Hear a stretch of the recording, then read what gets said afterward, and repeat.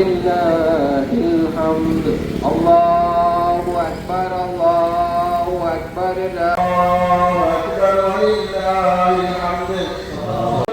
இப்ராஹிமே, அறுக்கு துணிந்த உங்கள் உண்மையில் அறுக்கு சொன்னது உங்களுடைய மகன் அல்ல. உலகத்தினுடைய விஷயங்கள், பிள்ளைகள் மீது இருக்கக்கூடிய பாசங்களை உங்களுடைய உள்ளத்திலிருந்து அறுக்க வேண்டும் என்பதற்காக வேண்டித்தான் இந்த கடுமையான சோதனை.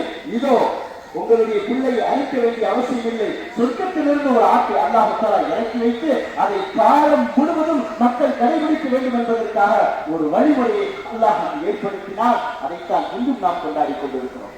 கண்ணியத்திற்குரிய அல்லாஹ்வின் நல்லடியார்